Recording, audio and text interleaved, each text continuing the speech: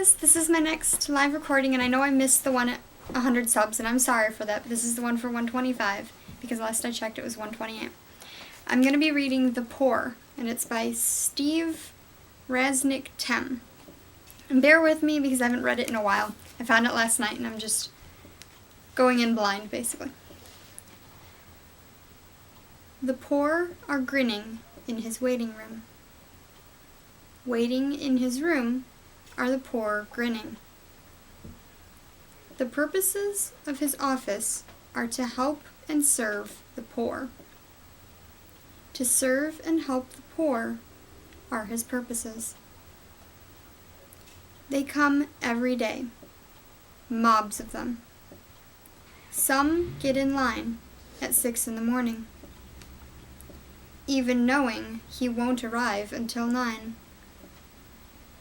He has driven by that early, after reading about their early arrival in the newspapers, just to confirm it for himself.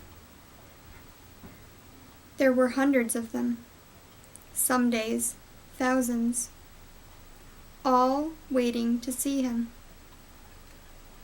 He reads in the newspapers that he has money to give away, jobs, coupons exchangeable for food, gift certificates, new toasters. But the central office never sends him these things. The poor frequently tell him all about new benefits being offered, but he never sees them. The poor know much better than he himself how his office is run. In his evenings at home, his wife asks him how things went during the day, what he did, if he accomplished anything, and how the poor people in line were, if he had been able to do anything for them yet. He doesn't know how he will pay for his son's college tuition next semester, how they will be able to afford a Christmas as large as the one last year, or how they'll be able to maintain their standard of living in general. And she asks him about the poor. He cannot imagine how the poor can live, how they can live at all. How do they meet expenses? How do they keep up with the rising cost of food?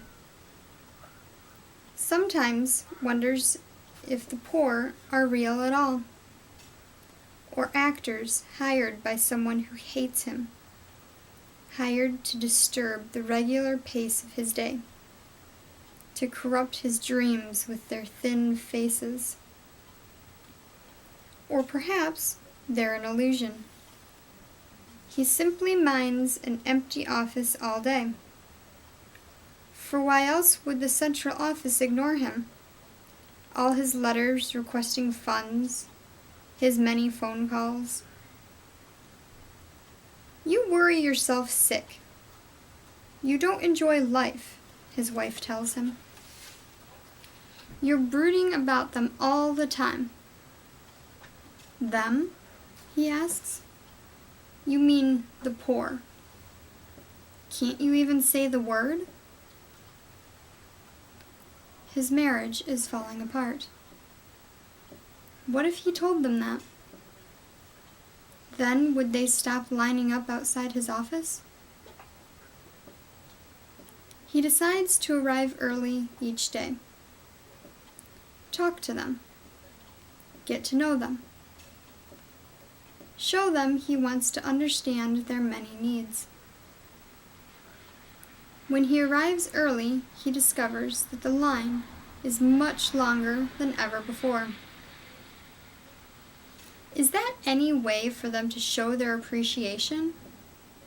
They're backed up outside the building and around the parking lot. He has to shove and kick his way into the building. Some of them think he's one of them and keep trying to force him back to the end of the line. He walks up and down the line, attempting to make conversation. but they won't reply to any of his questions. Merely nod or shake their heads, wringing their hands. A few weep quietly. Can't they see he's trying to help them?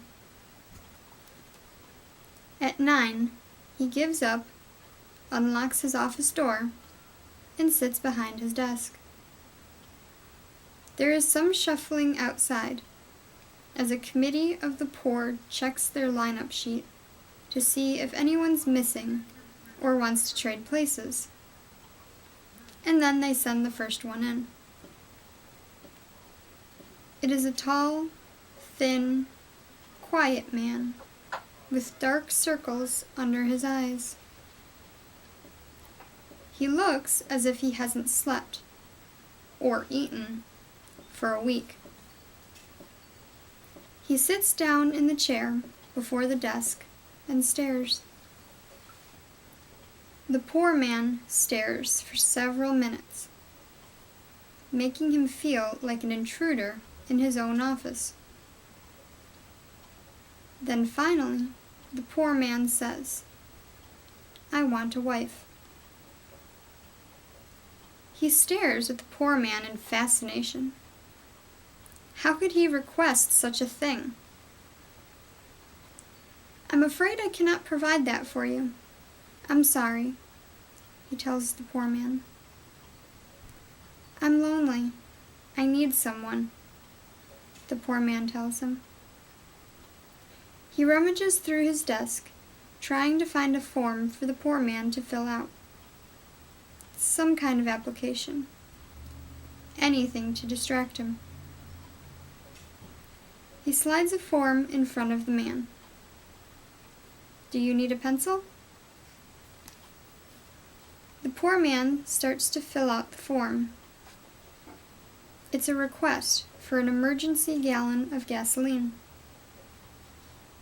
He hopes the man won't be able to tell the difference. Perhaps I could give him my wife, he thinks, and is ashamed of the thought. There seems to be a gradual change in the poor. The first change he can ever remember. The line seems to have broken down into little groups, little conclaves. What could the poor be planning? Perhaps they're plotting for more bread, water, and rest. Or maybe they're planning to kill off police officers, politicians, social workers. Each day he goes home, his wife asks him, "What are the poor doing today?" "They're plotting," he tells her. "They're seeking to overthrow our president from our government." She nods her head in feigned interest. He and his wife seem to have little time for each other anymore, he thinks. It's simply too time-consuming just making a living, trying to maintain current standards, trying not to be poor. The poor have moved into the trunk of his car. He had gone into the garage this morning, opened the trunk to load his briefcase, and the old poor man who'd requested a wife was lying, curled up in the trunk. "You can't be here," he told the poor man. "This won't do at all." The poor man just stared at him sadly, no doubt waiting for his wife. "You can't have my wife," he told him. At work, the poor were in his office. "You can't be here," he told them. But they said nothing. They sat on his desk. They were lying beneath his desk. Several had tried to sit in his chair, but the chair had broken. The poor were in the bathroom, hundreds of them, living and sleeping there The poor filled the parking lot with their cooking pots and sleeping rolls. The poor are everywhere, he tells his wife in the kitchen at home. Several poor people are sitting at their kitchen table. There are 12 poor people living in his garage, and 6 more on the patio. I know what you're planning, he tells them hysterically. One morning, he finds a poor woman with her lips clamped around his car's exhaust pipe. Another afternoon, there's a poor couple trying unsuccessfully to make love in his back seat. Their starved and tattered forms smacking together futilely. He finds one in his living room, lying in front of the TV, and he beats it with a broom. He finds one hanging from the lamp in his bedroom, and he jerks it down violently. He discovers one curled beneath his easy chair and stomps on it with his feet until it's dead. The poor are living in his trash. They're living in bed with his wife. The poor are dying. He beats them and they're dying. He finds dead bodies stacked in his garage like cordwood. He finds them piled in the study. Small, emaciated bodies, the flesh fragile as paper, the mouths pulled back in a rictus. The poor want too much from him.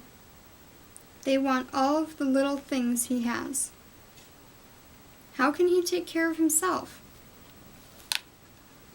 The bodies of the poor fill his bedroom. He can't even find his wife anymore. The dead hands try to catch his clothes. The dead, widening mouths want to eat him. They know they will always be poor.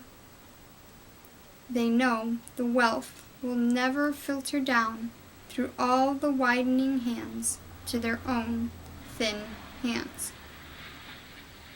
No, no, he tells the dead bodies spilling over his bed.